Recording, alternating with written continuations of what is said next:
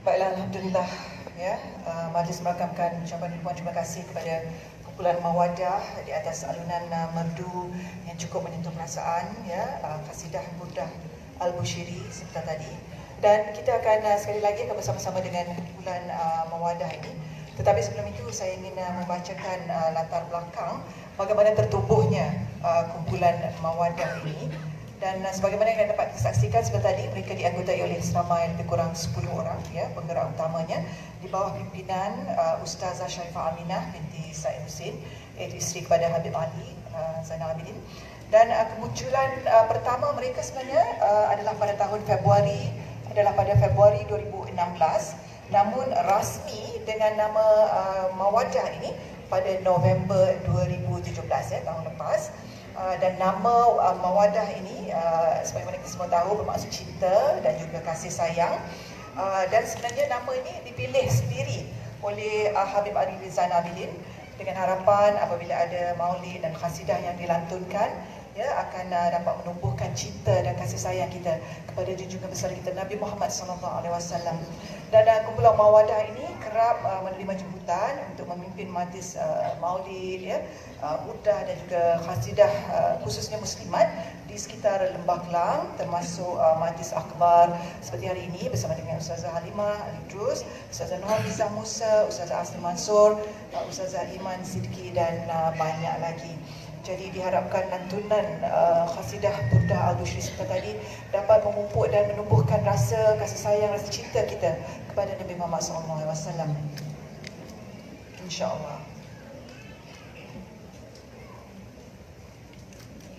Baiklah hadirin yang saya muliakan, saya percaya hadirin semua tidak sabar lagi untuk mendengar bicara dan juga butiran mutiara untayan kata ya, daripada yang berbahagia Ustazah Halimah Al-Idrus.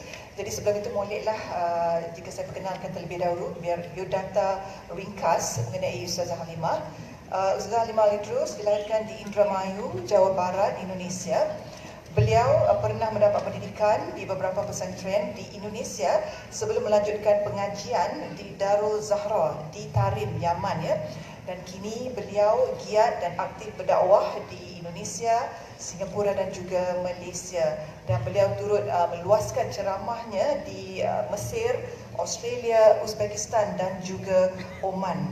Dan di samping menjadi pendakwah, kita tahu Ustazah juga adalah juga merupakan seorang pendidik dan juga seorang motivator, seorang penulis buku di mana buku-buku karangan beliau sangat menyentuh perasaan ringkas tetapi sangat menyentuh perasaan, antaranya seperti Bila Cahaya, Bidadari Bumi, Tutur Hati dan juga Muhasabah Cinta, dan ada dijual di luar sana di booth-booth yang disediakan. Jadi para hadirin boleh mendapatkannya. Dan diharap hadirin semua akan dapat memberikan fokus dan juga tumpuan sepanjang tausiah ini berlangsung, dan semoga kita semua beroleh ilmu yang barakah insya-Allah. Maka tanpa melengahkan masa, majlis dengan penuh takzimnya menyebut yang berbahagia Ustazah Halimah Al-Idrus untuk menyampaikan tausiah berjudul Peranan Muslimah dalam Membela Agama Islam. Persilakan.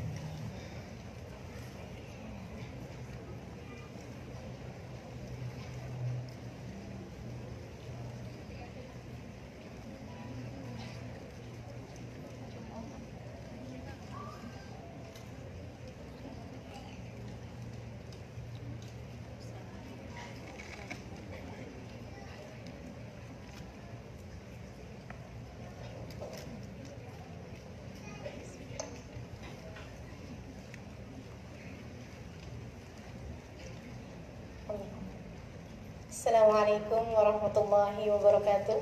Waalaikumsalam. Alhamdulillah. Wassalatu wassalamu ala Rasulillah Muhammad ibn Abdullah wa ala alihi wa sahbihi wa man walah. Subhanaka la ilma lana illa ma 'allamtana innaka antal alimul hakim. Rabbi shrah li sadri wa yassir li amri wahlul 'uqdatan min lisani yafqahu qawli, amma ba'du. Alhamdulillah, saudari-saudariku sekalian, datin-datin, puan-puan, kakak-kakak, adik-adik, anak-anakku yang semoga semuanya dirahmati dan dicintai Allah SWT. Amin. Kita berterima kasih kepada Allah SWT yang telah mengumpulkan kita pada petang hari ini di tempat yang mudah-mudahan penuh berkah ini. Dan tadi juga telah kita ikuti pembacaan burdah yang berisi pujian kepada Nabi Muhammad SAW. Semoga dengannya Allah turunkan rahmat kepada kita sekalian. Amin. Menjadikan hati kita hati yang siap dituruni rahmat dari Allah SWT, siap dituruni ilmu yang bermanfaat insyaallah. Amin ya rabbal alamin. Ilmu yang dapat membawa kebaikan bagi kita dunia dan akhirat. Ilmu yang bermanfaat bagi kita kelak di saat kita menghadap Allah SWT. Ilmu yang menjadi sarana tetapnya iman dan Islam di hati kita. Ilmu yang menjadikan kita sebagai hamba-hamba yang diridhoi Allah Subhanahu wa taala. Sedikit sekalian saya muliakan, dan hari ini kita akan membahas mengenai peranan muslimah dalam membela agama Allah. Allah Subhanahu wa taala berfirman dalam Al-Qur'an, "In tansurullah yansurkum wa yuthabbit aqdamakum." In tansurullah, tatkala kalian membela agama Allah, tatkala kalian membela Allah Subhanahu wa taala, yansurkum, Allah akan bela kalian. Wa yuthabbit aqdamakum, dan akan menetapkan langkah-langkah kaki kalian. Kita diminta oleh Allah Subhanahu wa taala sebagai hamba Allah, baik laki-laki ataupun perempuan, baik muslim ataupun muslimah, untuk ikut serta membela agama Allah Subhanahu wa taala dengan sedaya upaya yang kita boleh buat. Saudariku sekalian yang saya muliakan, Allah bahkan akan sangat marah ketika kita meninggalkan pembelaan terhadap agama ini. Allah mensyaratkan di mana kita menjadi khairu ummah dengan syarat kita bela agama. Kata Allah SWT, kuntum khaira ummatin ukhrijat linnas ta'muruna bil ma'rufi wa tanhauna 'anil munkar wa tu'minuna billah. Kalian adalah sebaik-baik umat, kata Allah. Ukhrijat linnas, yang pernah ada di atas muka bumi dari sekian banyak manusia, kalian sebaik-baik umat. Kita nih, umat Nabi Muhammad SAW. Tapi dengan beberapa persyaratan, yang mana persyaratannya adalah ta'muruna bil ma'ruf, kita ajak orang kepada kebaikan, tanhauna 'anil munkar, kita cegah orang dari keburukan, wa tu'minuna billah, dan kita beriman kepada Allah Subhanahu wa taala dengan sebenar-benarnya. Jika tiga persyaratan itu ada dalam diri kita, maka kita layak disebut sebagai khairu ummah, disebut sebagai sebaik-baik umat yang ada di atas muka bumi ini. Saya jadi teringat tentang kisah salah satu dari yang diceritakan di kitab-kitab terdahulu. Kisah ini saya dengar dari guru saya, guru kami, guru kita semua, Al-Habib Umar bin Hafid, dalam salah satu syarahan beliau. Beliau menceritakan dulu ada masa satu kampung, satu daerah di Bani Israel, orang-orangnya semua berbuat maksiat, orang-orangnya semua berbuat dosa, sampai Allah Subhanahu wa taala murka kepada mereka. Di antara mereka itu ada seorang abid, seorang ahli ibadah. Karena dia lihat orang di sekitarnya semua berbuat dosa, dia pun kemudian menyendiri tinggal di dalam sebuah gua. Dia beribadah di dalam gua tersebut. Dia sholat, dia zikir, dia ibadah kepada Allah, apapun yang dia boleh buat. Allah murka kepada kaum tersebut karena kaum itu semuanya berbuat perbuatan maksiat, minum minuman keras, berzina, segala macam perbuatan maksiat, dan mereka tidak beriman kepada Allah. Allah murka. Kemudian berkata kepada malaikat Jibril yang masa itu bertugas menurunkan azab kepada satu kaum tatkala mereka durhaka kepada Allah. Allah Allah bilang, ya Jibril, anzil alaihimul adab. Wahai Jibril, turunkanlah azab kepada mereka. Buat mereka semuanya hancur, wahai Jibril, di kampung itu. Turunkan azab kepada mereka. Jibril pun bertanya kepada Allah, ya Allah, apa yang harus hamba lakukan terhadap seorang abid ahli ibadah yang ada di dalam gua itu? Adakah hamba harus selamatkan dia dulu? Ataukah dia dijemput malaikat Israel dulu? Ataukah semua tempat hancur kecuali gua tersebut? Atau macam mana ya Allah? Apa yang harus hamba perbuat terhadap satu orang ahli ibadah yang ada di dalam kampung tersebut, dalam kaum tersebut? Allah kemudian berkata kepada malaikat Jibril, ya Jibril, bihi fabda'u. Wahai Jibril, justru mulakan adab dari dia terlebih dahulu.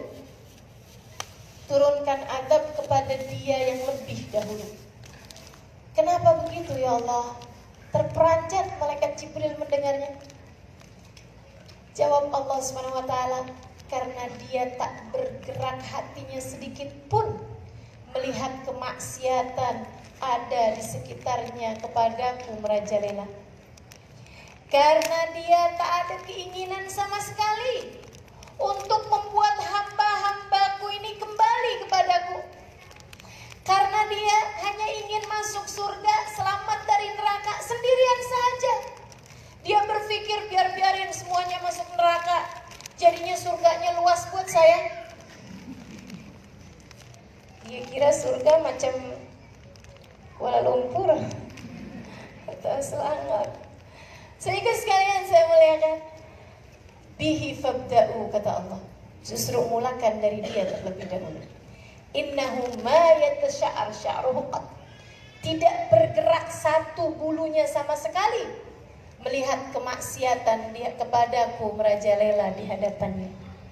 Sehingga sekalian saya muliakan, merupakan pembelajaran bahwasanya kita nih sebagai umat Islam, sebagai muslimah harus ikut serta andil dalam membela agama Allah Subhanahu wa ta'ala. Apa yang boleh kita buat, buatlah. Yang boleh buat dengan hartanya, buat. Yang boleh buat dengan jabatannya, buat. Yang boleh bantu bela agama Allah Subhanahu wa ta'ala dengan pemikirannya, kecerdasannya, buat. Yang boleh buat dengan kemampuannya, buat. Bahkan misalnya saya tak boleh buat apa-apa, akan tetapi saya pandai memasak, buat. Buat masakan maksudnya. Buat makanan. Sebab kalau ada acara-acara dakwah, acara-acara yang dibina orang, kan selalu diperlukan juga. Ada yang perlu makanan, ada yang perlu, semuanya diperlukan. Ikut ambil bagian, ikut serta dalam dakwah. Dengannya kita selamat dunia dan akhirat. Dengannya Allah Subhanahu wa taala akan bagi kepada kita makna dari firman Allah Subhanahu wa taala, yansurkum wa yutsabbit aqdamakum.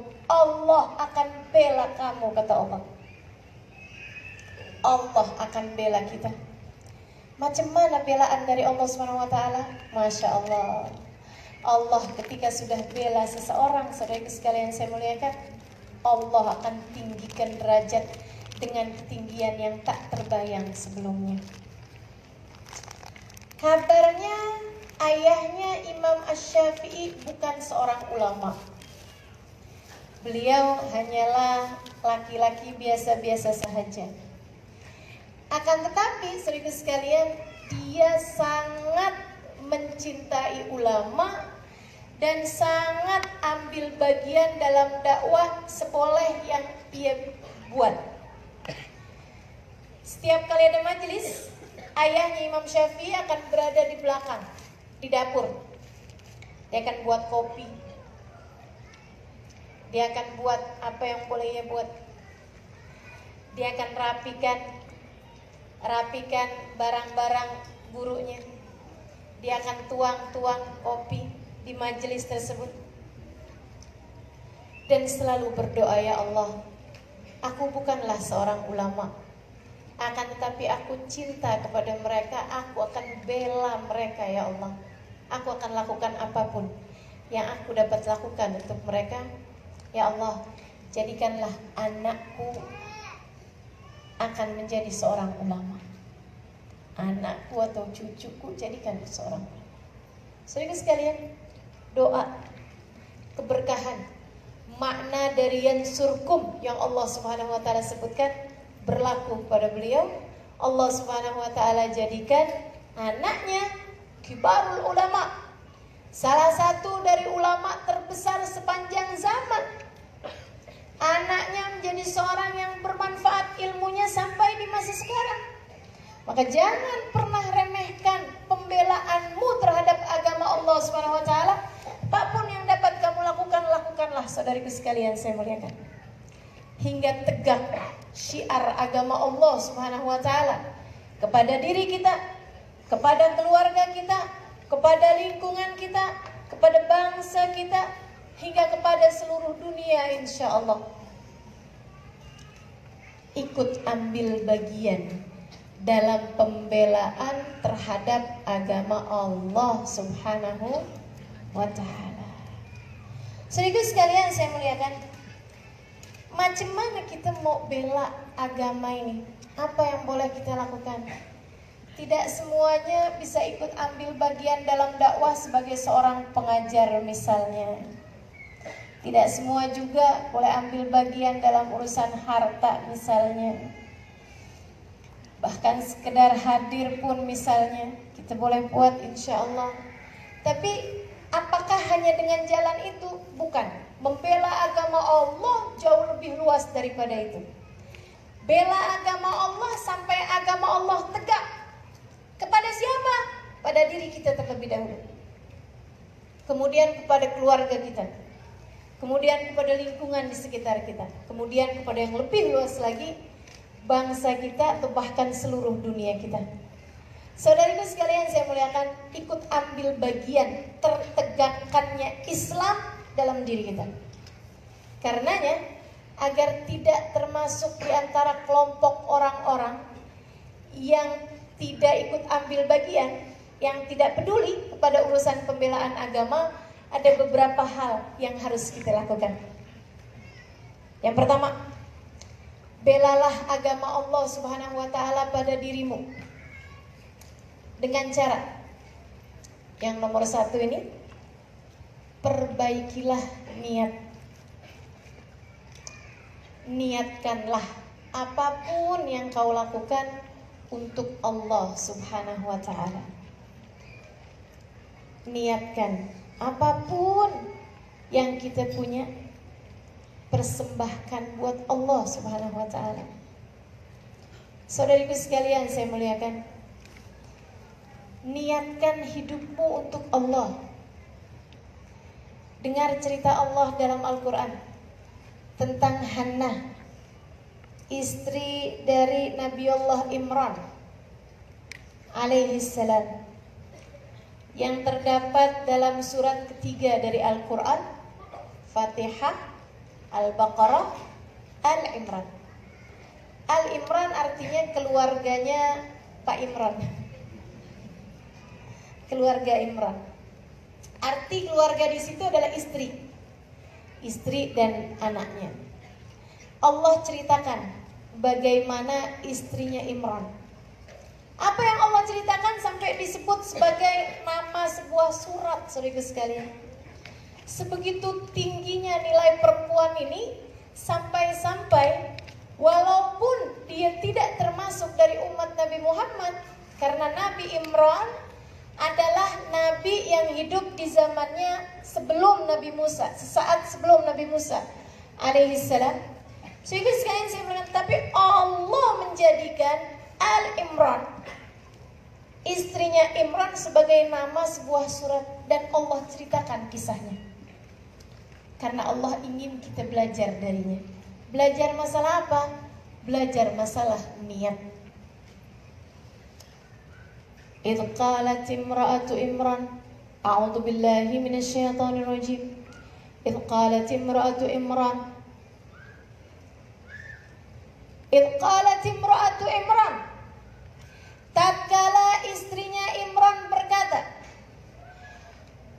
idh qalat imra'atu Imran,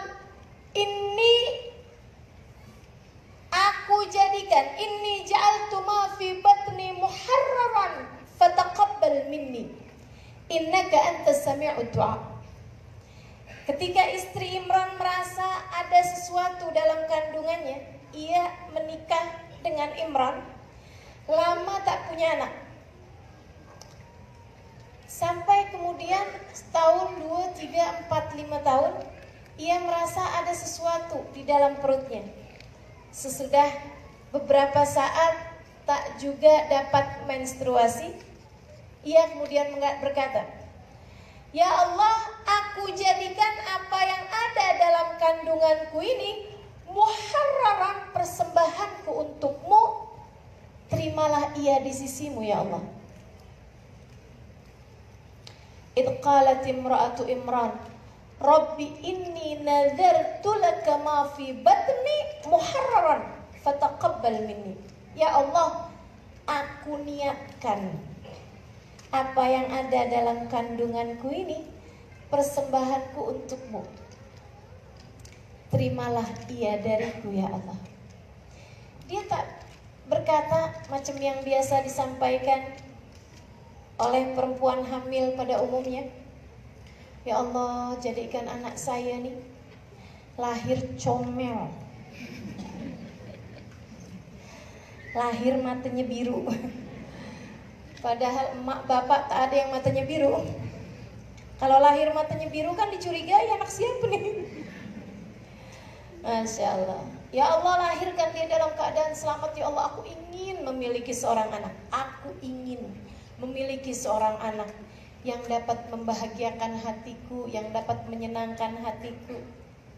Kebanyakan orang berpikir seperti itu dan berdoa seperti itu. Jangan-jangan dirimu salah satunya. Iya, katanya. Ada pengakuan dosa di sini ya. Rabbi inni nadartu laka ma fi batni muharraran. Ketika merasa ada sesuatu bergerak dalam rahimnya, Hanna, istri dari Imran berkata, ya Allah, aku niatkan apa yang ada dalam kandunganku ini persembahanku untukmu ya Allah, untukmu, bukan untukku. Dia tidak minta kepada Allah Subhanahu wa taala anak yang dapat menyenangkannya, bukan. Dia bilang kok anak ini ya Allah adalah untukmu ya Allah, persembahan untukmu. Terimalah ia dariku ya Allah. Fataqabbalhu minni. Terimalah ia dariku. Subhanallah, saudara sekalian saya muliakan. Lihat bagaimana hasilnya ketika segala sesuatu kita jadikan untuk Allah Subhanahu wa taala. Falamma wada'atha qalat rabbi inni wada'tuha untha wa laysa dzakaru kal untha.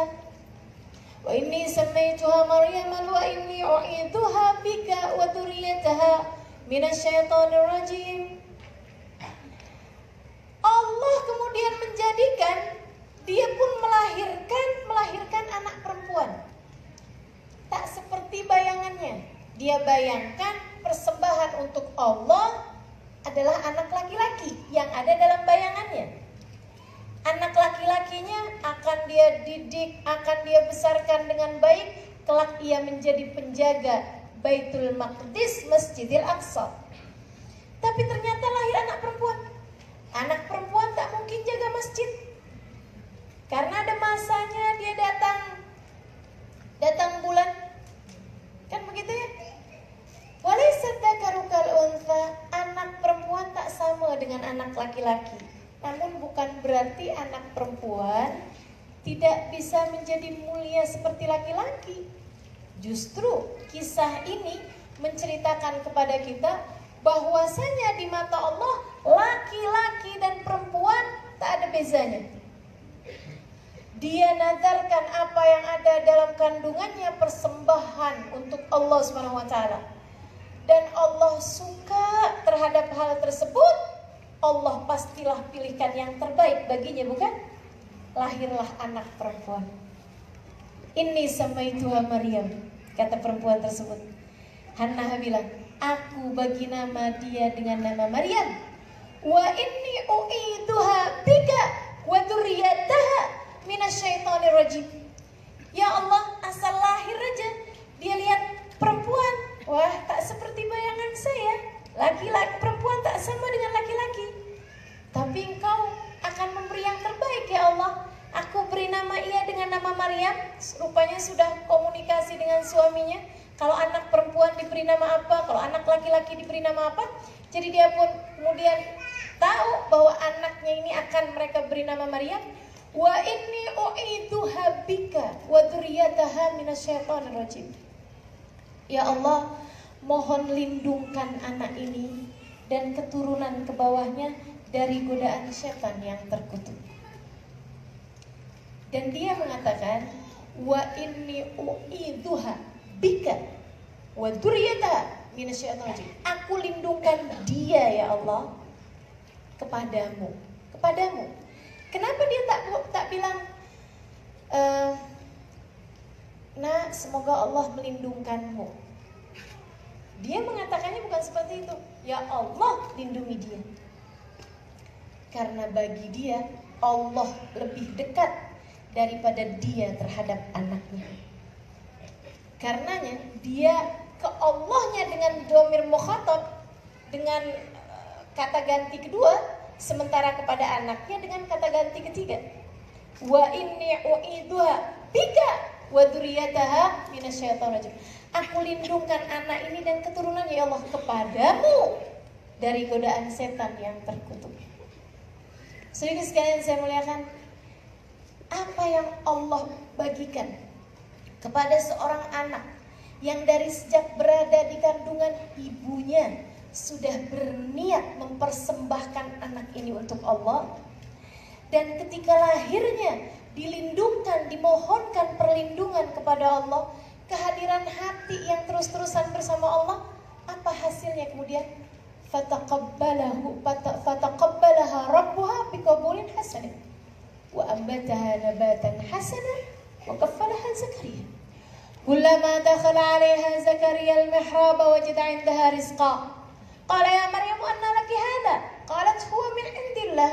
Innallaha yarzuqu man yasha'u bighairi hisab. Dia kemudian karena sudah menjadikan anaknya persembahan untuk Allah, ia lindungkan anaknya ketika lahir kepada Allah. Allah cinta padanya, Allah cinta pada anaknya. Allah berkata, fataqabbalaha rabbuha. Allah Tuhannya terima dia. Dan apa yang lebih penting bagi kita seorang hamba, lebih daripada tatkala kita diterima oleh Allah Subhanahu wa ta'ala. Salatmu tak ada artinya apa-apa jika tak diterima olehnya. Betul? Ibadah yang kita lakukan tak ada maknanya apa-apa jika Allah tak berkenan menerimanya. Kamu sedekah macam mana banyaknya, kalau Allah tak nak terima, mau buat apa? Saudaraku sekalian saya mulakan, sudah pergi jauh-jauh ke Ka'bah sana, buat ibadah lelah-lelah haji dan lain sebagainya. Kalau Allah jadikan hajimu mardud, bukan haji yang mabrur, siapa yang nak terima? Akan tetapi seorang anak yang baru sejak kecil aja Allah berkata padanya, fataqabbalaha rabbuha biqabulin hasanin. Allah terima persembahan dia, Allah terima penyerahan anak ini kepada Allah Subhanahu wa taala biqabulin hasanin, dengan penerimaan yang sangat baik. Masya Allah. Kalau diterima sama Allah, apa hasilnya? Yansurkum. In tansurullah yansurkum. Apa nih yansurkum yang Allah Subhanahu wa taala berikan kepada Maryam, anak bayi ini? Kata Allah Subhanahu wa taala, wa ambataha Allah nabatan hasanah.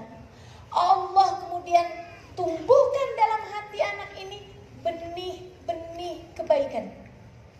Saudaraku sekalian saya muliakan, ada anak yang baru lahir saja sudah Allah tumbuhkan benih-benih kebaikan. Sebagaimana ada anak yang baru lahir saja, naudzubillah min dzalik, Allah sudah tumbuhkan padanya benih-benih keburukan. benih kebaikan Allah tanamkan dalam diri anak tersebut. Masya Allah, menjadi ahli ibadah, menjadi seorang perempuan yang hatinya mulia. Sampai kemudian kedua orang tuanya memilihkan pengasuh yang baik. Wa kafalaha Zakaria. Ini pula lah pentingnya pengasuh, pentingnya anak bersekolah dengan guru-guru yang baik. Wa kafalaha Zakaria.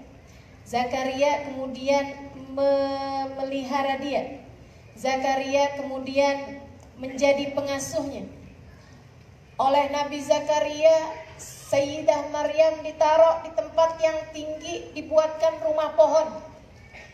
Tak ada yang boleh naik ke atas sana melainkan dia dan kedua orang tuanya. Sampai di usia 10 tahun, 11 tahun, kullama dakhala 'alaiha Zakaria al-mihrab wajada indaha rizqa. Satu ketika Nabi Zakaria lihat di situ ada buah-buahan di dekat tempat ibadahnya Sayyidah Maryam. Heran, tapi tak tanya apa-apa. Kali lain lagi Nabi Zakaria naik lagi, ada buah-buahan yang lain pula. Kali ini jadi sesuatu yang mengherankan karena buah tersebut tidak pada musimnya. Nabi Zakaria pun bertanya, "Anna laki hada?" Wahai Maryam, dari mana kamu dapat ini, nak, buah ini? Sayyidah Maryam kemudian bilang, "Huwa min indillah." Bukankah semua rizki dari Allah? Innallaha yarzuqu man yasha' bighairi hisab. Kata pamannya, "Maksud kamu bagaimana, nak? Semua rizki memang dari Allah, tapi maksud kamu gimana kamu cara mendapatkannya?" Saya tadi sedang terbayang buah melon. Rasanya segar kalau saya makan buah melon kali ini. Saya pun kemudian angkat tangan, "Ya Allah, saya nak melon." Allah kemudian bagi buah tersebut di hadapan saya. Masya Allah, buah dari surga. Karenanya tak pandang musim. Sedang musim panas, sedang musim dingin, dia minta melon ada aja. Tapi saya yakin tak akan pernah minta durian. Ya Allah, saudaraku sekalian saya muliakan, ini Sayyidah Maryam, Allah jaga. Kenapa? Niat baik ibunya. Niat jangan pernah remehkan, saudaraku sekalian. Coba kembali kita kepada diri masing-masing. Saya punya apa dalam kehidupan ini? Allah bagi kepada saya apa? Allah bagi kepada saya waktu. Adakah sudah kupersembahkan waktu itu untuk Allah? Allah bagi kepada saya pemikiran. Apa yang seringkali saya pikirkan? Adakah pemikiran tersebut untuk membela agama Allah, atau saya sibuk membela dunia saya sendiri? Saudaraku sekalian saya muliakan, Allah bagi kepada saya kecerdasan. Misalnya, berpikirlah, adakah kecerdasan yang kau punya sudah kau persembahkan untuk Allah? Adakah kecerdasan yang kamu punya sudah kamu persembahkan untuk agama Allah? Adakah yang selama ini kamu justru gunakan kecerdasanmu tersebut untuk memperbanyak pemasukan, penghasilan, untuk memperbanyak dunia yang kamu punya? Kamu pakai untuk cari hanya pekerjaan duniawi sahaja, untuk kamu dapatkan banyak uang, untuk kamu dapatkan rumah yang lebih besar, untuk kamu dapatkan kereta yang lebih mewah? Saudaraku sekalian saya muliakan, kalau kamu selama ini punya sesuatu dalam diri kamu, berpikirlah untuk mempersembahkannya kepada Allah sebelum waktunya terlambat, sebelum datang kematian dan tak ada lagi yang dapat kamu buat. Hidupmu yang Allah minta, bukan matimu, saudariku sekalian. Persembahkanlah ia untuk Allah Subhanahu wa ta'ala. Tak akan pernah ada yang sia-sia. Saudariku sekalian, saya dari kampung. Di kampung saya tak terlampau terkenal. Indramayu tak terlampau terkenal kecuali buah mangga. Mangga Indramayu itu terkenal ya. Semasa saya sekolah dasar, dari kelas 7, usia 7 tahun sampai dengan 12 tahun, sekolah bentuk dasar. Rendah. Saya alhamdulillah Allah karuniakan kecerdasan yang lebih daripada yang lain. Selalu nilainya terbaik.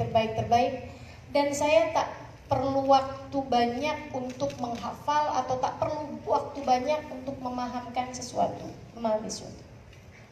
Satu hari saya dengar ada seorang seorang habib datang, sudah sangat tua. Dia kemudian bagi kepada ayah saya. Waktu itu masih saya kecil gitu. Saya dengar dia kemudian bilang, hidup kita buat Allah, apa yang boleh kita persembahkan. Dan beliau lebih tepatnya seperti ini. Halimah, dia bilang, kamu nggak tahu kan kapan kamu mau mati? Saya usia 9 tahun ditanya, kamu tahu tak kapan kamu mau mati? Jangan bilang mati lah, saya pengen panjang umur ya, masih baru 9 tahun. Dia bilang gini, kamu terbayang nak, kalau kamu sekolah kedokteran misalnya, anggaplah kamu menjadi seorang dokter yang hebat pada usia 30 tahun misalnya gitu. Berapa banyak kamu menikmati masa-masa kamu menjadi dokter tersebut dalam hidup kamu? Karena mohon maaf teman-teman sekalian, dokter tuh kalau udah di usia di atas 60 tahun kita curiga. Kalau nak tulis resep, apalagi kalau dia mau suntik jarum kan, jangan sampai tangannya udah gemeteran. Ya Allah, kalau dia keliru-keliru gitu ya, tersilap-silap, Masya Allah. Ada pernah orang buat operasi di kampung saya, guntingnya tertinggal. Karena sudah tua kan, suka lupa-lupa gitu. Makanya yang sudah tua jangan punya anak ya. Takut masa orang jenguk lupa di mana taruh anaknya. Saudaraku sekalian, saya muliakan. Ketika dia kemudian berkata seperti itu, saya jadi mikir gitu. Iya juga ya. Dia bilang, kamu sangat cerdas, kamu sangat mampu berpikir. Bagaimana jika kamu punya kecerdasan itu buat Allah saja, sehingga nanti kalau kamu masuk ke dalam alam kubur kamu tak menyesal. Kalau kamu pendek umur kamu tak menyesal. Oke.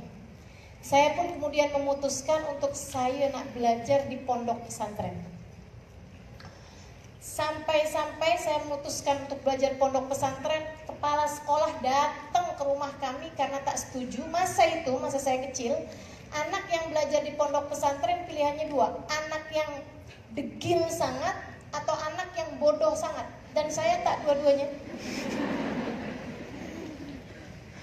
Saya degil tapi tak sangat. Sehingga sekarang saya muliakan, tapi saya sudah betul. Sampai ketika abah saya tanya, nah abah nih sampai didatengin kepala sekolah karena kamu mau masuk pondok pesantren. Gimana ya nak? Gimana kalau kamu gak usah masuk pondok pesantren, kamu belajar aja, belajar kedokteran atau belajar ilmu bangun rumah atau belajar apa gitu. Saya sampaikan kepada ayah saya, abah nih kan nanti di hari akhirat bah, abah akan dihisab atas apa yang saya lakukan. Iya sih, kata abah gitu. Kalau abah udah masukkan saya ke pondok pesantren, kalau abah ditanya bagaimana kamu mendidik anak kamu, udah saya taruh pondok pesantren ya Allah. Kalau dia bandel juga, udah bukan tanggung jawab saya lagi. Abah saya bilang, bener, udah dah. Pesantren sama pesantren. Masya Allah. Saudaraku sekalian saya muliakan, saya kemudian berpikir gitu. Saya ingin mempersembahkan apa yang saya punya untuk Allah Subhanahu wa taala dan Rasulnya. Saya pelajarin hadis Nabi, saya belajar hukum dalam Islam, belajar semua hal saya pelajari. Saya pelajarin bahasa Arab, saya pelajarin. Sampai bertahun-tahun kemudian, sampai berangkat ke negeri Tarim, sampai kemudian saya belajar dan mengajar juga di sana, sampai saya pulang. Sampai sekarang alhamdulillah saya ternyata tak pendek umur. Karena sekarang umur sudah panjang, dah 40 tahun nih tahun ini. Saudaraku sekalian saya muliakan, namun tak ada yang saya sesali dari keputusan saya untuk menjadikan apa yang saya punya persembahan buat Allah Subhanahu wa taala. Saya sampaikan ini karena saya berharap bahwa apa yang telah terjadi kepada saya dapat menjadi pembelajaran buat kawan-kawan sekalian. Jangan takut urusan dunia. Allah bagi kepada saya berlebih. Jangan takut urusan dunia. Allah bagi kepada orang-orang yang membela agama Allah Subhanahu wa taala tanpa hitung-hitungan. Saudariku sekalian saya muliakan, saya tak punya kereta bukan karena tak mampu beli, akan tetapi karena saya rasa saya tak perlu. Kenapa? Karena alhamdulillah meski saya tak punya kereta, segala macam jenis kereta sudah pernah saya coba.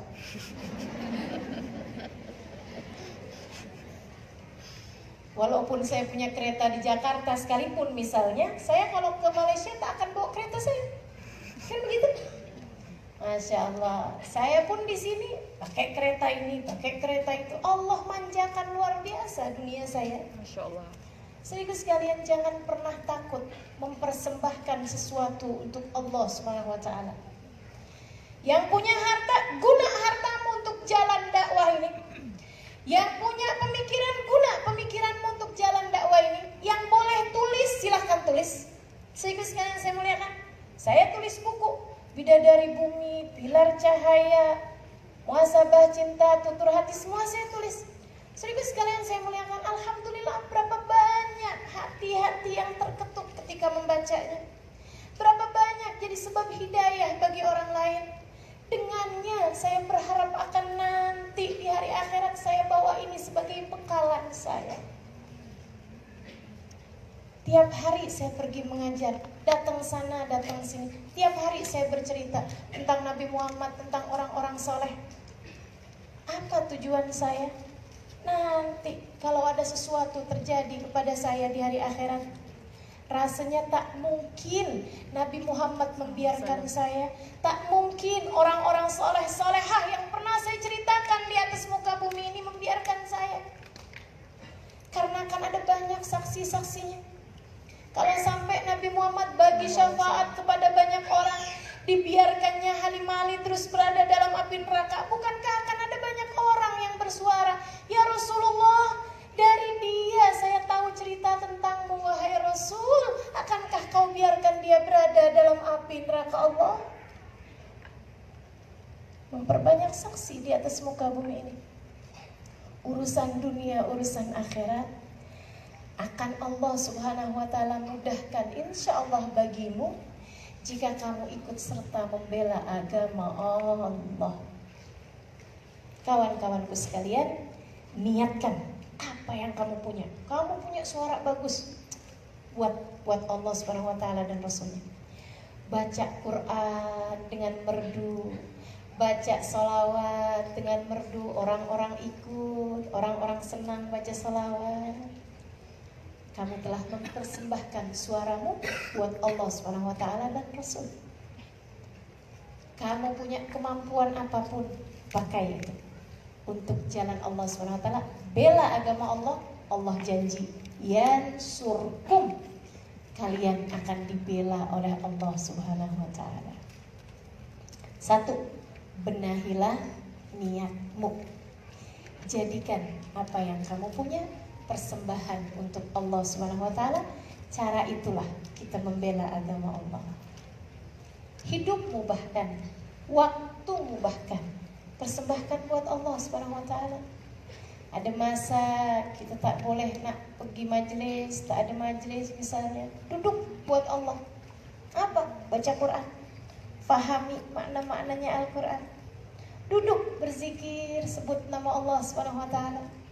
Atau duduk bersolawat kepada Rasulullah SAW. Baca sejarah Nabi, hafalkan kembali juzuk amma misalnya. Hafalkan kembali surat-surat yang semula kamu hafal kemudian menjadi terlupa karena kesibukan-kesibukan yang lain. Persembahkan untuk Allah Subhanahu wa taala. Bahkan saudara sekalian, kamu yang sudah menikah, puan-puan, saudari-saudariku sekalian yang sudah menikah, niatkan kamu melaksanakan kewajibanmu sebagai seorang istri, niatkan, persembahkan buat Allah SWT. Macam mana tuh Ustazah? Saudara sekalian saya muliakan, satu malam suamimu pulang larut. Ia kemudian bangunkan kamu sambil bilang, buatkan saya nasi goreng. Kita ngantuk-ngantuk, rasanya kita nak bilang gitu, Bang, nasi goreng di ujung jalan sana buka 24 jam.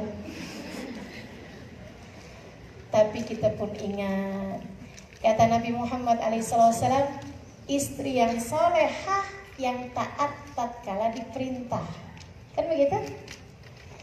Kita pun ingat ucapan Nabi Muhammad SAW, fangturi ilaih fa innama huwa jannatuki wa naruki. Perhatikan betul bagaimana kamu memperlakukan suamimu, sebab suamimu jalan surga bagimu atau jalan neraka jika kamu tak patuh padanya, jika kamu tak hormat padanya. Kita pun lain lihat suami. Ketika dia bilang, bangun buatkan saya nasi goreng, kita dengarnya macam perintah dari Allah SWT. Karena Allah perintahkan kita buat patuh kan.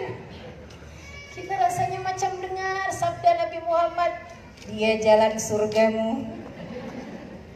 Apalagi jika kita ingat, surga itu kan indah luar biasa. Kemarin dah belajar ya di surat Al-Waqiah betapa indahnya surga, saudara sekalian. Sesuatu yang berhadiah surga pastilah berat. Kalau sesuatunya ringan saja, mungkin hadiahnya hanya kipas angin aja. Tapi karena ia berhadiah surga haruslah berat. Salah satunya buat nasi goreng jam 1 pagi. Hadiahnya surga. Kita pun bangun, hadiahnya surga. Kita senyum kepada suami kita, siap bang, nasi goreng paling enak nak saya buat.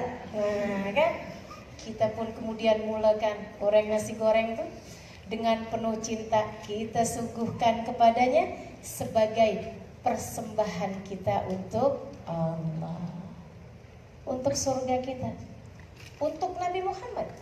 Karena Nabi Muhammad selalu cinta kepada umatnya, perempuan-perempuan yang patuh pada suaminya, perempuan-perempuan yang solehah terhadap suami. Jadi sekalian, suami kita makan nasi goreng itu, tak enak nasi gorengnya nih, saya nak beli aja di nasi goreng 24 jam di ujung jalan sana. Orang-orang yang buat nasi goreng persembahan buat suaminya, dia akan sakit hati. Tapi karena kita mempersembahkan nasi goreng buat Allah SWT, pahalanya dah ditulis sama malaikat raqib, balasannya semuanya sudah disiapkan oleh Allah SWT. Ketika dia tak nak nasi gorengnya, kita bilang urusanmu dengan nasi goreng. Urusan saya dengan nasi goreng dah selesai. Pahalanya kita tak nak hapus dengan omelan-omelan kita kepada dia. Kan begitu ya? Kita makan aja sendiri. Benahi niat, saudariku sekalian saya muliakan. Apapun yang kamu lakukan, niatkan untuk Allah. Dengan cara itu kamu membela agama Allah. Satu. Yang kedua, saudariku sekalian saya muliakan, bertaubatlah. Membela agama Allah adalah meninggalkan apapun yang dimurkai Allah Subhanahu wa taala. Itu namanya bela. Kalau kita tahu sesuatu perbuatan dibenci oleh Allah Subhanahu wa taala, macam mana kita nak belanya kalau kita masih terus-terusan kerjakan perbuatan tersebut? Maka membela agama Allah adalah tertegakkannya syariat agama Allah dalam diri kita ini. Sehingga sekalian saya muliakan, katakan tidak kepada semua jenis dosa dan bertaubatlah atas dosa-dosa yang telah lampau. Jangan biarkan diri ringan sekali berbuat dosa. Ada suami, tapi suami orang goda kita mudah sangat untuk kita ikut dengan godaan itu. Jangan, saudara sekalian. Milikilah pencegahan diri, tinggalkan perbuatan-perbuatan dosa. Milikilah penjagaan diri, tinggalkan perbuatan-perbuatan dosa. Karena dosa itu adalah cara setan untuk bawa kita kepadanya. Allah mengatakan wala tattabi'u khutuwatis syaitan. Janganlah kalian ikuti jalannya setan. Setan tuh punya step by step. Setan tuh punya anak tangga satu. Kita kalau dari sejak awal kita ikuti setan, sehingga sekalian saya mengatakan sulit bagi kita untuk menghindar di akhir. Tapi kalau dari awal kita dah bilang tak nak saya hamba Allah. Saya ingin persembahkan hidup saya lama lagi ini untuk Allah Subhanahu wa taala. Ketika ada ajakan-ajakan buruk dari setan, entah itu berupa perzinaan, entah itu berupa harta haram, entah itu berupa memusuhi sesiapa misalnya, kita sampaikan tidak. Saya tak nak mengotori lisan saya dengan hal yang seperti ini. Saya tak nak kotori badan saya dengan hal yang seperti ini. Saya tak nak kotori akal saya, hati saya dengan hal-hal yang seperti itu. Katakan tidak. Saudara sekalian, saya muliakan, hindari perbuatan-perbuatan dosa dan hindari pula orang-orang yang dengannya kita memungkinkan untuk mengerjakan perbuatan dosa. Itu adalah cara kita untuk bela agama Allah Subhanahu wa ta'ala. Kita lagi cuci baju suami bagi para istri. Ternyata kita lihat di sakunya tuh ada uang. Kita pikir rezeki istri solehah.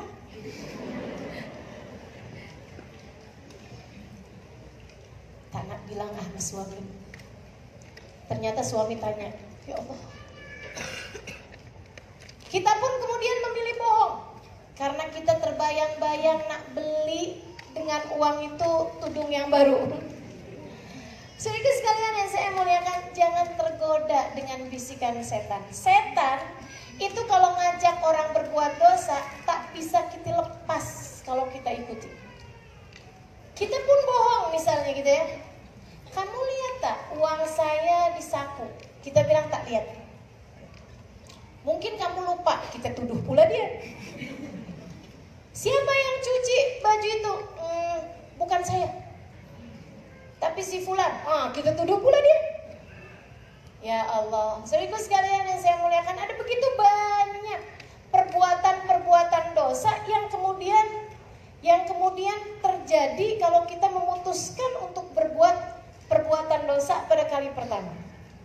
Tapi kalau suami tanya, kamu lihat tak uang yang ada di saku saya? Kita bilang, bang, saya lihat, tapi abang tahu tak peraturannya?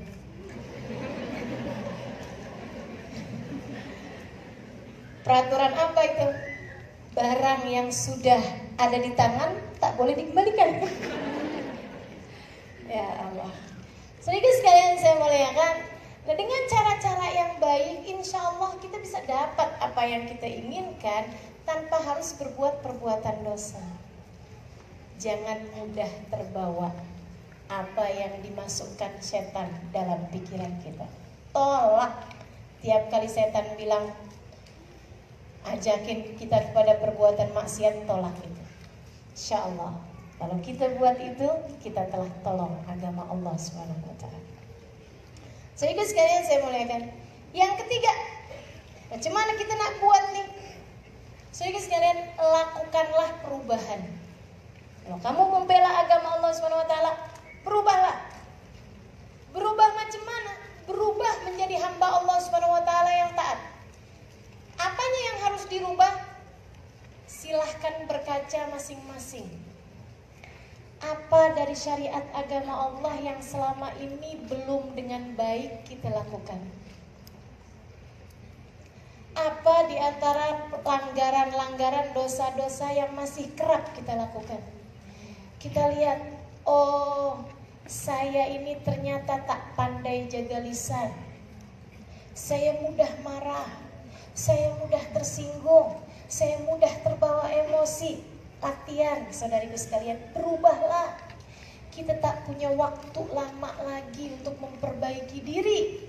Jadikan hidupmu untuk Allah. Jadikan hidupmu untuk Allah. Persembahkan hatimu buat Allah Subhanahu wa ta'ala. Berubahlah saudariku sekalian yang saya muliakan. Ingat-ingatlah, sesuatu tidak terjadi kecuali dengan izin Allah. Berpikirlah, macam mana nih saya nak berubah? Kawan-kawan saudariku sekalian, saya dah menikah. Barangkali ada yang belum tahu.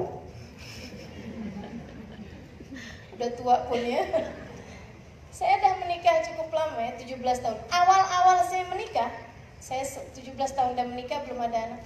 Awal-awal saya menikah, saya adalah ustazah yang sudah banyak, saya sudah mengajar di Tarim Hadramaut Yaman. Saya mengajar Al-Quran, saya mengajar fiqh, ilmu fiqh ya, syariat gitu kan, di Tarim sana itu.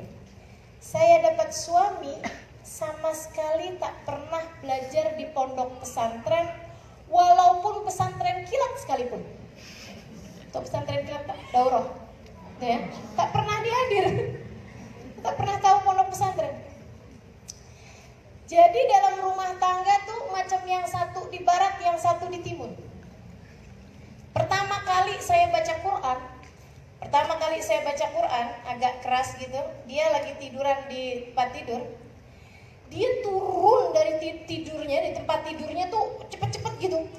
Saya pikir dia mau apa? Ternyata dia deketin saya, terus dia tutup-tutupnya Al-Quran saya. Saya pikir kenapa gitu? Saya masih tetap boleh bacanya walaupun ditutup-tutup. Kenapa? Karena yang ditutup bukan yang saya baca.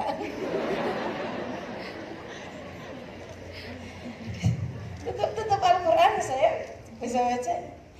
Terus dia bilang kayak gini, kamu hafal ya? Saya bilang, tak, saya tak hafal. Kamu pasti hafal. Saya tak hafal. Dia bilang, seumur hidup baru sekali ini saya dengar orang baca Al-Quran lebih cepat daripada kamu. Tak pernah saya dapati orang baca Al-Quran seumur hidup saya lebih cepat daripada kamu tadi itu. Dia bilang, baca Quran cepat amat. Dia bilang gitu.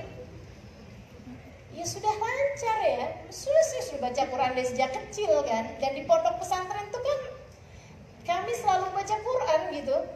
Kalau tak baca Quran kan dihukum. Jadi sekalian, dia kemudian bilang begini sama saya. Kamu tahu tak? Terakhir kali saya baca Al-Quran zaman saya sekolah SMA. SMA tuh usia dia 17 tahunan. Ya. Dan dia ketika menikah sama saya usianya 37 tahun. Artinya 20 tahun hidupnya dia tak baca Quran. Saya berpikir, ya Allah, muslim atau bukan nih suami saya? Maafkan saya bang. Saya sekalian saya muliakan. Saya selama menikah di awal-awal yang ada pergaduhan. Saya berantem sama dia, dia berantem sama saya. Saya bawa dalil, dia bawa dalil juga.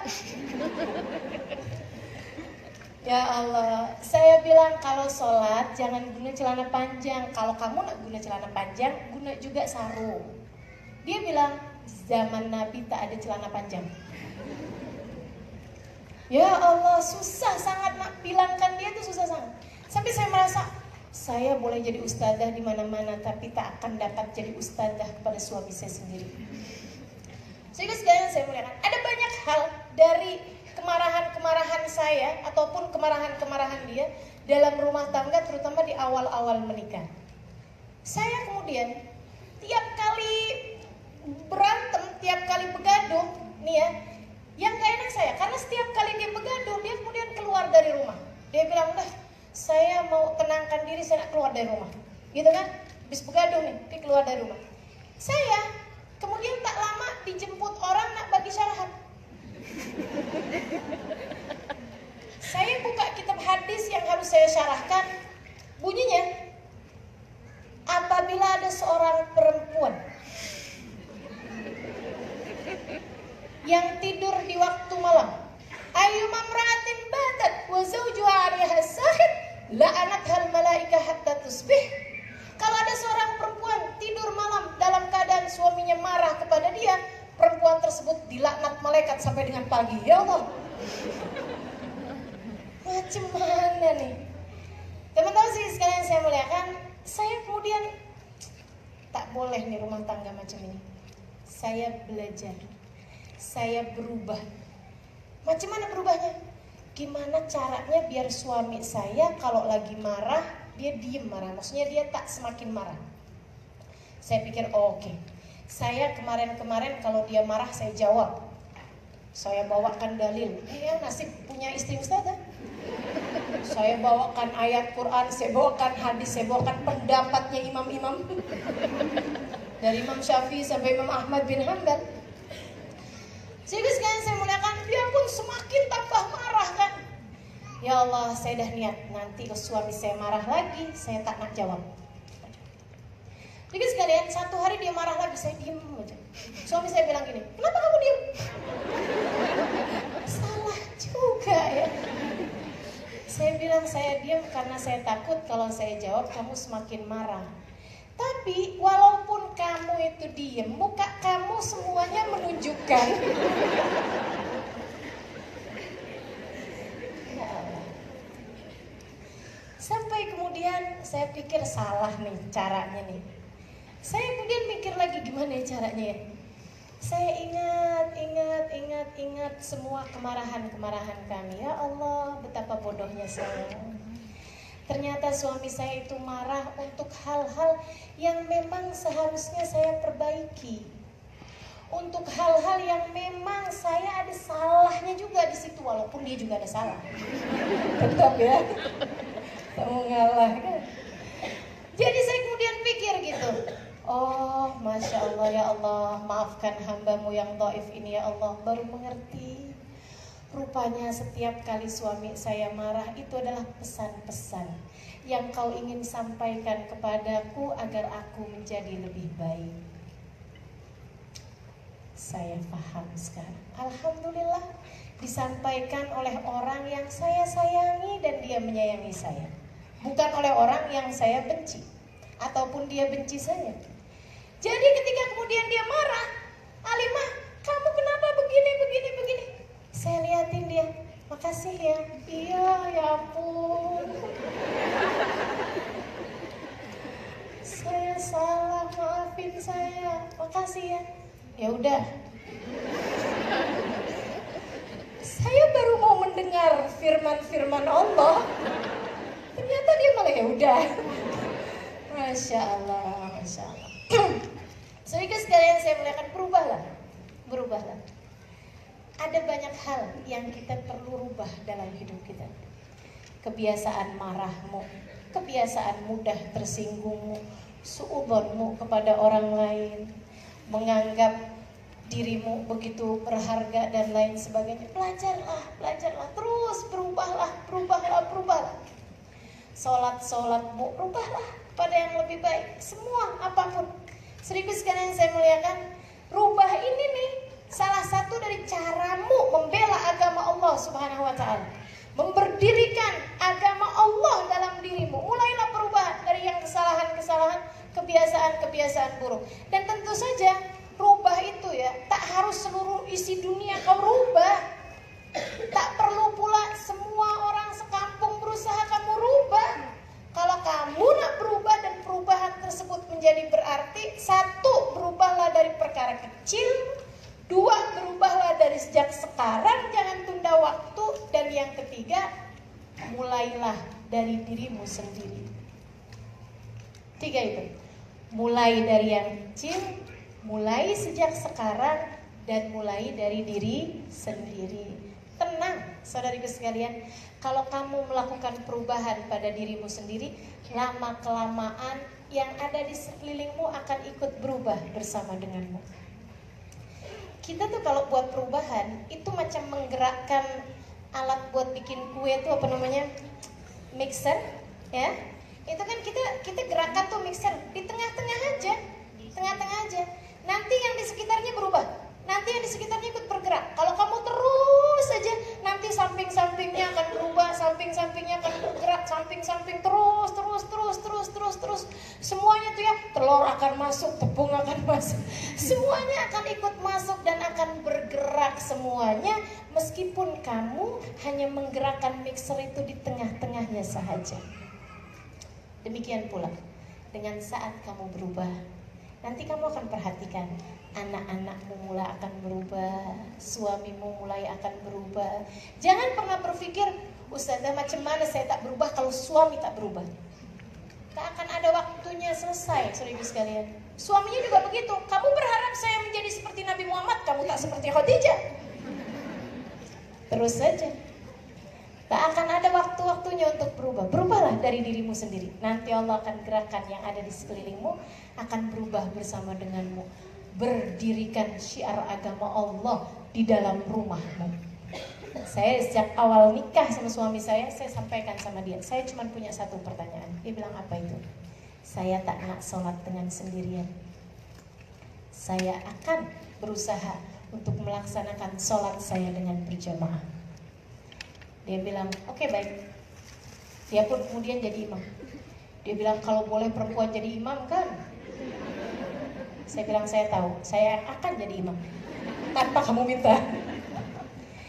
Satu hari habis selepas sholat duhur, saya sholat ba'diyah duhur 4 rakaat. Dia liatin aja. Habis selesai saya sholat, dia tanya, kenapa kamu sholat lagi? Sholat saya tak sah ya? Saya bilang, saya sholat sunnah. Ya Allah. Itu ya. Jadi kawan-kawanku, teman-teman sekalian, berubahlah, maka yang akan di sekelilingmu akan berubah. Coba perhatikan anak-anakmu. Daripada kamu susah-susah untuk bilang sama mereka, nah kalau bicara sama mama jangan keras-keras, suaranya mama tak suka. Daripada kamu macam itu, sehingga sekalian kamu ingin anakmu berubah, berubahlah dari dirimu. Berusahalah untuk jangan bicara sama anak dengan suara keras, dan lihat bagaimana anak akan mengikutimu. Adik saya, dia punya anak, anaknya umur 5 tahun. Dia mengeluh pada saya, Kak, anak saya nih tak bisa bicara, dia bisanya teriak. Tak bisa berjalan, dia bisanya lari. Macam mana nih ya Allah, telinga saya rasanya hampir kena gangguan pendengaran. Gara-gara dia selalu pekik di telinga saya. Saya bilang sama dia, kamu mau bikin dia berubah? Iya, bicaralah pelan. Saya bilang, saya akan tunjukkan. Saya ketika lihat dia gitu, dia pun deket gitu. Saya bisik. Dia deketin saya, terus saya bisik-bisik. Apa? Suaranya langsung ikut pelan. Berapa hari kemudian adik saya telepon saya, dia bilang, Kak, anak saya sekarang semuanya bicaranya bisik-bisik. Susah saya. Ya Allah. Masya Allah. Lakukan perubahan pada dirimu, kamu akan lihat orang di sekelilingmu berubah bersama denganmu. Mulai dari dirimu, mulai dari perkara yang terkecil yang ada di hadapanmu, sehingga sekalian, dan jangan tunggu waktu, mulailah dari sejak sekarang. Apa yang boleh kamu buat, buatlah dari sejak sekarang. Sekali lagi sehingga sekalian, yang pertama tadi apa? Benahi niat, ya. Yang kedua, tinggalkan dosa dan bertaubatlah. Dan yang ketiga ini barusan, lakukanlah perubahan-perubahan. Sehingga sekalian saya muliakan, perkara yang keempat, berusahalah untuk istiqomah. Istiqomah. Kerjakan perlahan-lahan dan istiqomahlah. Hidup ini perlu kesabaran untuk melakukan kebaikan-kebaikan. Apa tuh istiqomah? Berketerusan. Jangan bosan, jangan lelah untuk menjadi hamba Allah yang solehah. Jangan lelah, jangan bosan untuk menjadi anak yang berbakti kepada orang tua. Jangan lelah, jangan bosan untuk menjadi istri yang solehah bagi suamimu.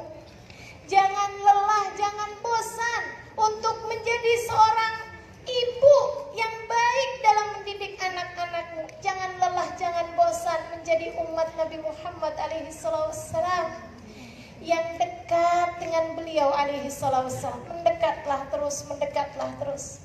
Kalau kita sedang lelah, ingat-ingatin, hidup tak akan lama lagi. Saya ingin hidup saya menjadi sesuatu yang bermakna. Dosa dah banyak. Kita semuanya dinanti oleh Nabi Muhammad alaihissalam.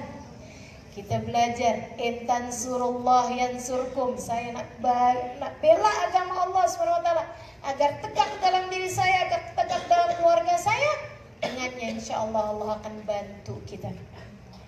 Allah akan bagi pada kita. Dan salah satu cara buat istiqomah, saya sekalian ini tips ya, agar dapat setiap hari kita jalani dengan baik. Insya Allah besok lagi kita jalani dengan baik, besoknya kita jalani dengan baik.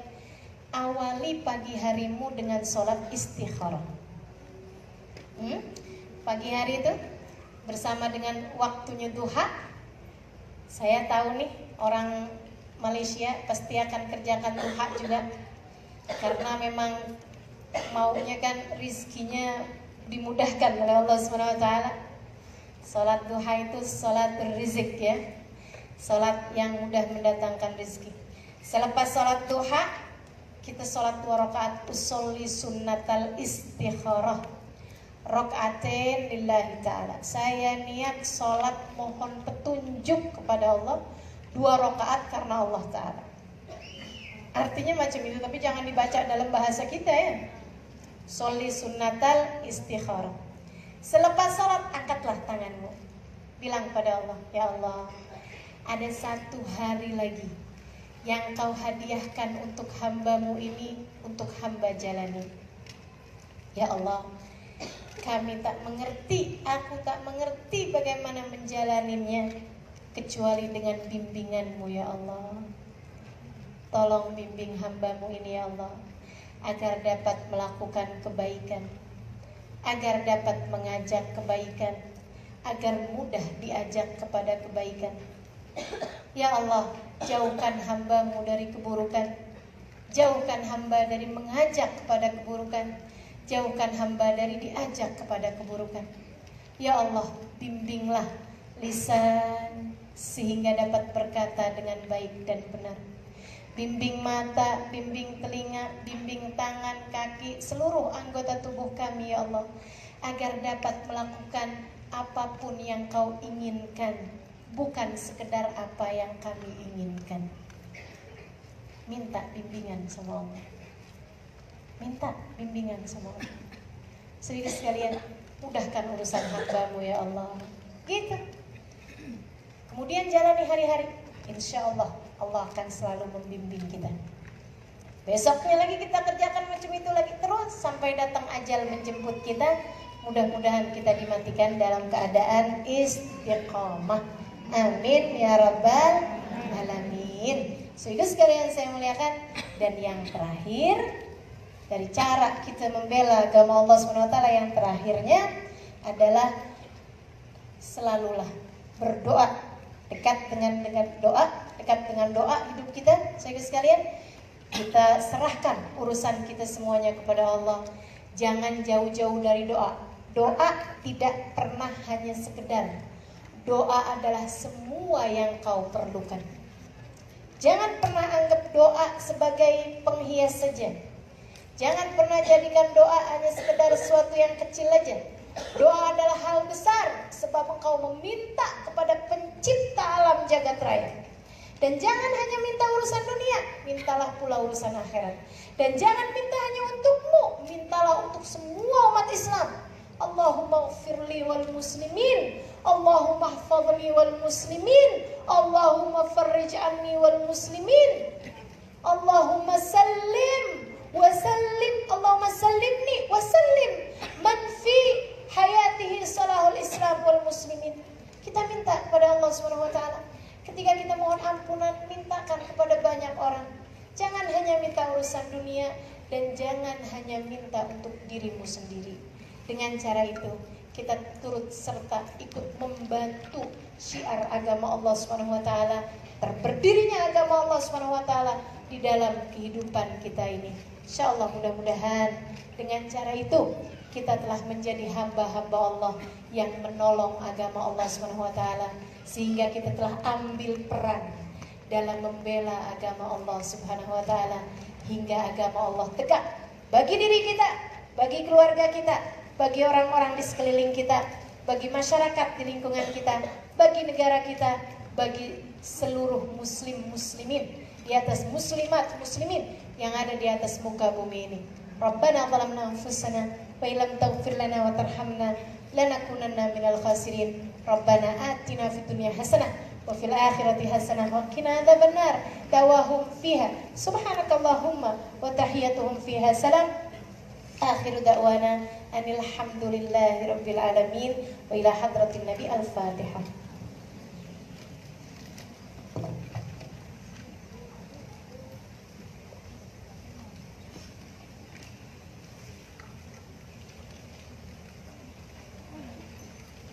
Baiklah, majlis memakamkan jutaan ucapan terima kasih di atas tausiah yang berbahagia Ustazah Halimah Al-Idrus yang saya kira cukup meninggalkan kesan di hati kita semua, dan diharapkan apa yang disampaikan oleh Ustazah sebentar tadi mampu memberikan kesedaran dan juga motivasi kepada kita untuk menjana perubahan dalam diri kita sendiri, sebagaimana yang disebutkan oleh Ustazah sebentar tadi, dimulai dengan niat untuk mempersembahkan semuanya hanya kerana Allah Subhanahu Wa Taala.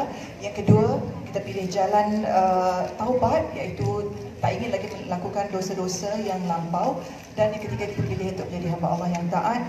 Serta yang terakhir, insya-Allah ya, sama-sama kita doa semoga kita dapat beristiqamah di jalan Allah Subhanahu Wa Taala, dan semoga semua yang hadir pada hari ini diberi limpahan kasih sayang, taufik dan hidayah untuk dipermudahkan ya untuk melakukan perubahan sebagaimana yang disebut oleh Ustazah Halimah Al-Idrus tadi. Amin amin ya rabbal alamin.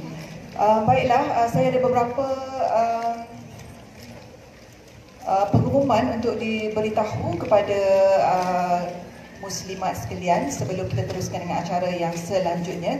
Yang pertamanya, saya ingin mengalu-alukan kehadiran tetamu istimewa kita hari ini, iaitu yang berbahagia Datin Mas Dianah binti Muhammad, itu isteri kepada Yang Amat Berhormat Menteri Besar Selangor. Maaf saya terlewat untuk mengalu-alukan kehadiran Datin ya. Terima kasih kerana sudi untuk berkunjung ke majlis kami. Dan juga seperkara lagi, ini tentang rakaman CD ya, CD MP3 yang yang dijual di luar sana, di booth sana. Jadi saya ingin menekankan sekali lagi bahawa jualan CD ini sebenarnya kita telah edit secara profesional dan mempunyai kualiti yang sangat-sangat baik, dan ia adalah CD MP3. Sebab kenapa? Ada yang dah membeli dan kemudian mereka ada komplain sedikit bahawa ia tidak dapat dimainkan di dalam kereta, tapi sebenarnya mungkin ia tidak compatible dengan kereta masing-masing. Jadi dia ada kereta-kereta yang compatible dengan CD-nya. Jadi kalau anda tak boleh main di kereta, jangan kata CD itu rosak, tak rosak ya. Sebenarnya anda boleh mainkan di komputer anda ya, sebab dia CD MP3. Itu nak maklumkan. Nanti ramai pula orang komplain, dia kata CD tu dah beli, dah semua frasa dapat dengar dan sebagainya. Jadi kita cuba mainkan di komputer. Jadi boleh dapatkan di booth di luar sana. Dan kemudiannya saya difahamkan ada yang melakukan rakaman ya, rakaman visual sebentar tadi di belakang sana. Jadi saya nak mohon sekali lagi agar kita menghormati adab dalam majlis yang dihostkan oleh Ustazah Halimah Al-Idrus ini, bahawa kita memang melarang sebarang bentuk rakaman visual kecuali rakaman audio ya. Rakaman visual memang tak boleh, tak dibenarkan sama sekali. Jadi saya nak pohon kepada yang telah tersalah, mungkin masuk lambat dan sebagainya. Jadi mungkin tak dengar awal-awal tadi saya ada buat peringatan tak boleh merakam. Jadi saya pohon anda delete ya, ataupun padamkan rakaman tersebut. Saya pohon sangat-sangat. Ataupun mungkin ada di antara anda yang terambil gambar Ustazah semasa setengah tausiah tadi, juga saya pohon untuk anda padamkan ataupun delete, kerana memang Ustazah tak redha. Betul Ustazah? Tak redha. Walaupun untuk simpanan kita sendiri, nak tengok rindu kat Ustazah, nak tengok gambar, tak dibenarkan ya. Kalau rindu kat Ustazah, doa-doa saja yang banyak-banyak yang baik-baik untuk Ustazah ya. Baik, itu saja. Dan kita nak teruskan dengan majlis seterusnya, iaitu sekali lagi saya ingin persilakan kumpulan Mawaddah untuk mengalunkan Qasidah Muhammadiyah sekali lagi ya, untuk memuji-muji dan kita memuliakan junjungan besar Nabi Muhammad SAW. Jadi dijemput sekali lagi kumpulan Mawaddah ke atas pentas untuk mengalunkan Qasidah Muhammadiyah bersama-sama dengan Ustazah Halimah Al-Idrus.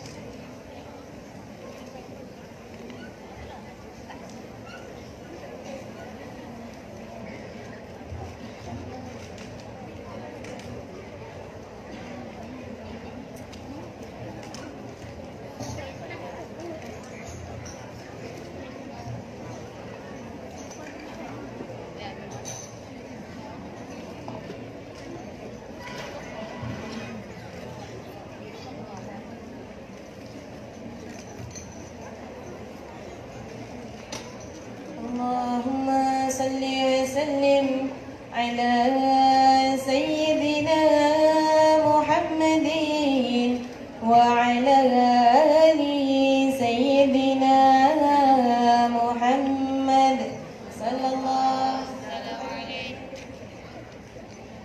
محمد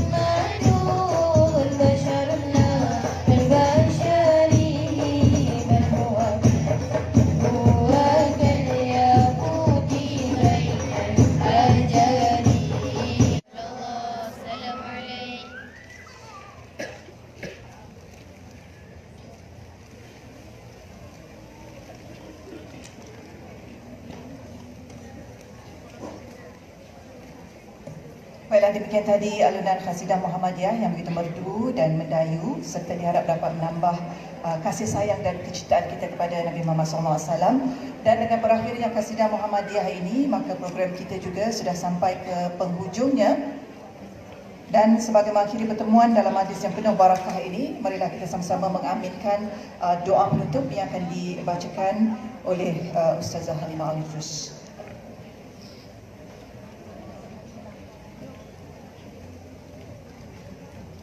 Alhamdulillah, marilah saudari-saudari sekalian yang saya muliakan, kita akhiri majlis kita ini dengan kita baca suratul Fatihah. Kembali kita minta kepada Allah SWT, semoga apa yang tadi sudah kita dengar dapat kita amalkan dalam kehidupan, dapat menjadi sesuatu yang bermanfaat bagi kita sekalian, dan Allah bantu kita untuk kita semuanya dapat menjadi hamba-hambanya yang salehah. Karena tanpa bantuan Allah kita tak akan dapat buatnya. Semuanya adalah kehendak dari Allah SWT. Kita minta agar termasuk di antara kelompok orang-orang yang dapat membela agama Allah SWT, dapat menegakkan syariat agama Allah, dapat menjadi seindah-indah hamba bagi Allah SWT. InsyaAllah. Hadhihi niyyah bidunya salihah jami'ah syamilah ila hadratin Nabi. Al-Fatihah.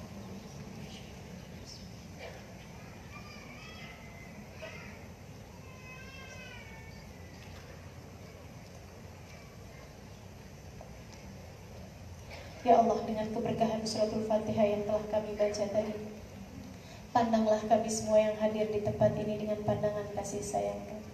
Limpahkanlah ampunan-Mu kepada kami, ya Allah. Limpahkan rahmat-Mu kepada kami, ya Allah. Karena tanpa ampunan dan tanpa kasih sayang-Mu, pastilah kami akan menjadi hamba-hamba-Mu yang merugi. Pastilah kami akan menjadi hamba-hamba-Mu yang celaka. Allahumma ya Allah, kasihanilah kami yang hadir di tempat ini, ya Allah. Segala perbuatan dosa ada begitu banyak yang telah kami lakukan dalam kehidupan kami. Akan tetapi kami tahu bahwa kami memiliki-Mu, ya Allah, dan yang maha mengampuni dosa-dosa kami. Pandang semuanya, ya Allah, hapuskan dosa-dosanya. Yang dosanya banyak, karuniakanlah padanya ampunan yang banyak pula, ya Allah. Yang dosanya sedikit tapi besar-besar, karuniakanlah pula padanya ampunan yang besar-besar, ya Allah. Kabulkanlah segenap doa-doa kami, ya Allah. Kami hamba-Mu yang lemah, kuatkan kami dengan kekuatan dari-Mu, ya Allah. Kami hamba-Mu yang miskin, cukupkan kami dengan kekayaan-Mu, ya Allah. Kami hamba-Mu yang tidak berdaya, sertakan kami, ya Allah. Masukkan kami ke dalam golongan hamba-hamba-Mu, ya Allah. Allahumma ya Allah, ya Allah, ya Allah. Kepada Engkau kami serahkan hidup kami. Kepada-Mu, ya Allah, kami serahkan apapun yang kami punya di atas muka bumi ini. Kami mohon agar Engkau senantiasa melihat kami dengan pandangan kasih sayang-Mu. Yang jadi istri di antara kami, jadikan ia istri yang solehah, istri yang akan dibukakan pintu surga dan ia memasukinya dari pintu manapun yang ia inginkan. Yang jadi ibu di antara kami, ya Allah, jadikan ia ibu yang solehah, yang dapat membawa anak-anaknya menuju dalam surga-Mu, ya Allah. Allahumma ya Allah, kami semua segenap anak-anak, jadikan kami semua anak yang berbakti pada kedua orang tua kami, ya Allah. Dan kami mohon padamu, bahagiakanlah orang tua kami yang masih hidup di atas muka bumi ini, sehatkan badannya, panjangkan umurnya, berkahilah kehidupan mereka, ya Allah. Kau memerintahkan kami untuk membahagiakan mereka. Maafkan kami, ya Allah. Kami seringkali terlampau sibuk dengan diri-diri kami sendiri, sehingga kami tidak mengerti bagaimana membahagiakan mereka. Ya Allah, kami mohon kepadamu, Engkau sajalah yang melakukannya untuk kami. Bahagiakanlah kedua orang tua kami, ya Allah. Allahumma ya Allah. Dan yang orang tuanya telah berada dalam alam kubur, kami serahkan mereka padamu, untuk Kau jamu, untuk Kau berikan apapun saja kepada mereka, pemberian-pemberian-Mu kepada para kekasih-kekasih-Mu, ya Allah. Allahumma ya Allah, jadikan Nabi Muhammad pemberi syafaat bagi kami. Dekatkan kami dengannya, dekatkan kami dengan orang-orang saleh-salehah. Karuniakan kepada kami guru yang dapat membimbing kehidupan kami, ya Allah, sehingga kami tidak tersilap jalan. Dekatkan kami kepada baginda kami Rasulullah alaihi wasallam. Kabulkan segenap hajat kami, ya Allah. Yang sedang sakit di antara kami, sehatkanlah, ya Allah. Yang sedang sulit di antara kami, mudahkanlah, ya Allah. Yang sedang sempit di antara kami, ya Allah, lapangkanlah. Yang sedang memiliki hajat di antara kami, Engkaulah yang dapat mengijabahnya, ijabahkanlah hajat Allahumma ya Allah, apabila datang ajal menjemput kami, matikan kami dalam husnul khatimah. Jadikanlah kalimat terakhir yang keluar dari lisan kami di saat ajal menjemput kami adalah kalimat La ilaha illallah Muhammadur Rasulullah sallallahu alaihi wasallam. Semudah kami mengucapkannya di saat kami berada di atas muka bumi ini, mudahkan kami mengucapkannya di saat malaikat Israel datang mencabut nyawa kami.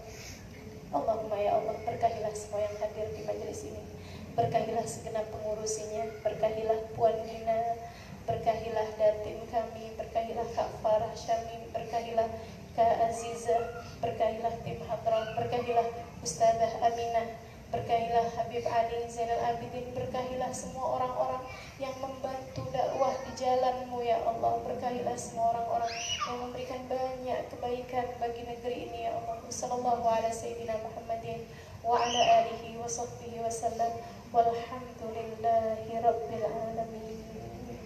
Taqabbalallah minna wa minkum taqabbal.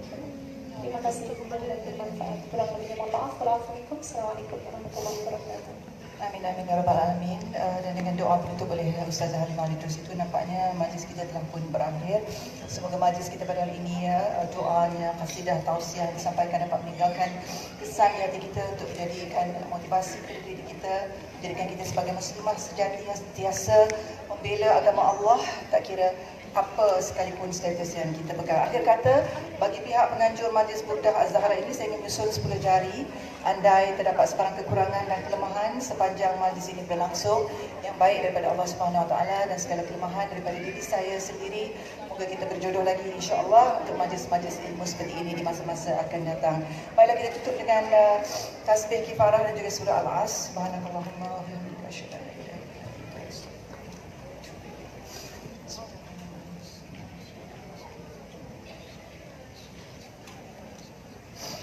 Sudahi dengan wabillahi taufiq wal hidayah. Assalamualaikum warahmatullahi wabarakatuh.